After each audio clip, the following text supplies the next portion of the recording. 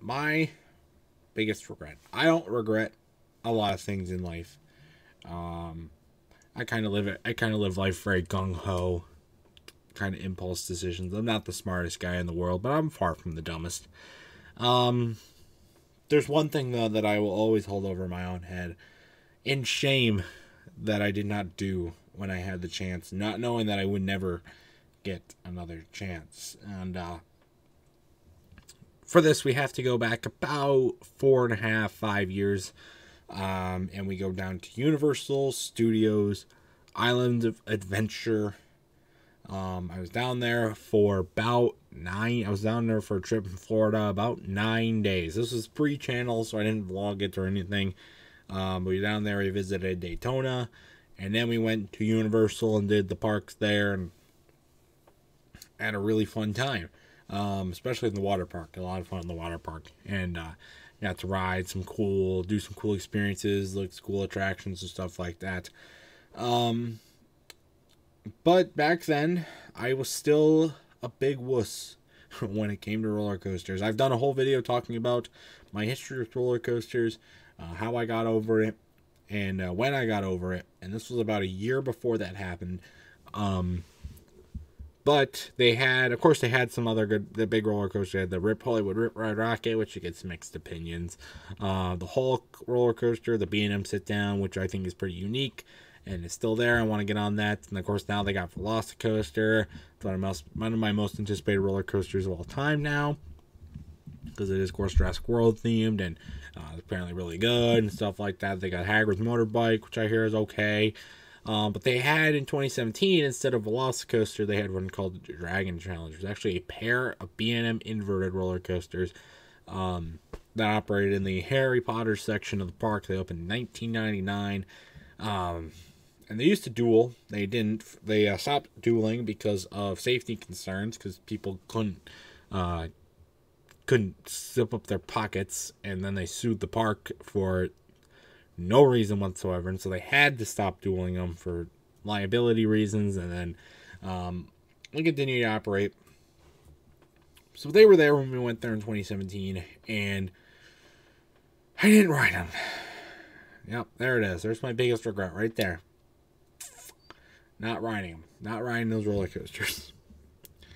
And it's not even like the lines were that long. The lines were pretty short for both sides. My brother rode them. Excuse me. My brother rode them, but I didn't. And, yeah. That sucked. And I really wanted to, but I also didn't want to. I was such a wuss. I did not want to freak out. I mean, I didn't even ride anything big outside of, like, I rode the Jurassic Park water ride, which was awesome. That was a fun ride, but that was about it. And I only rode that because I had to do that. Like, there was something I absolutely had to do to ride that roller coaster. It's not a roller coaster, it's a water ride, but hence I did it. If I could go back and do one thing over from that trip, one thing over my entire life, probably. Well, maybe not, but I would probably do that. Because that was June, and we were there for, it was a 9-day trip total.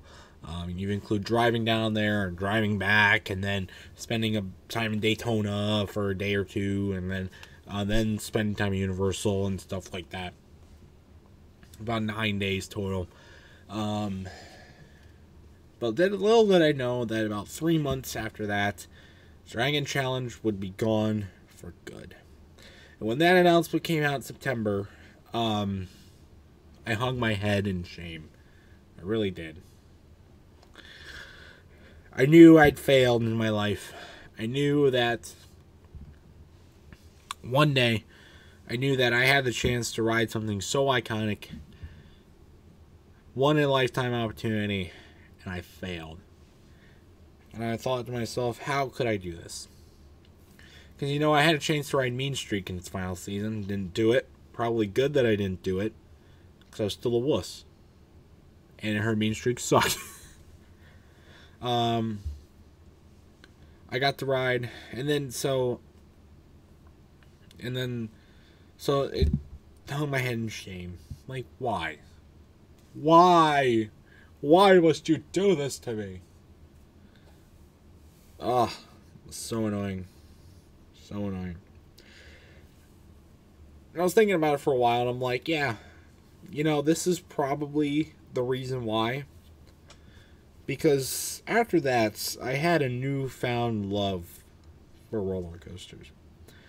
I thought to myself when that announcement came out, I sat on the couch and thought about it for a long, long time. And I'm like, I thought about it for days. I'm like, what am I doing with my life? I know so much about these machines, yet I'm too much of a big fat wuss to ride them. And I told myself, I'm done. I'm done. I'm done playing conservative. I'm going to live. I'm going to ride these coasters. And I did. First roller coaster. The coaster that got me over my fear of roller coasters, Zach Zoomer, Michigan's Adventure, was the first one that I ever rode. First one I ever rode that got me over my fear. I had 2 credits before then.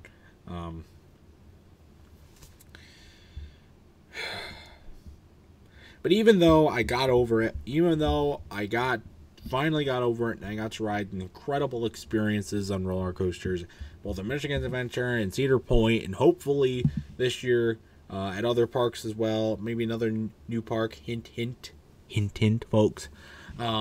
This year, getting to ride Wicked Twister in its final days, and getting that cool experience, and getting to ride Dragster in the Fog, and getting to ride Shivering Timbers for the first time, and finally getting over this long time fear that I had inside of me, and spreading it out into the world, and no longer being a big wuss.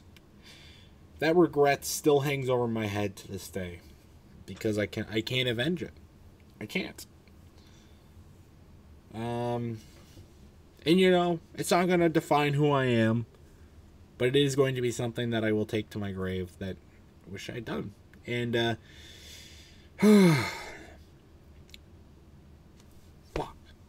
I guess the only way I'm going to be able to get over it is so I can get back down there to ride Velocicoaster in its memory. See you sometime, Universal. I will be back.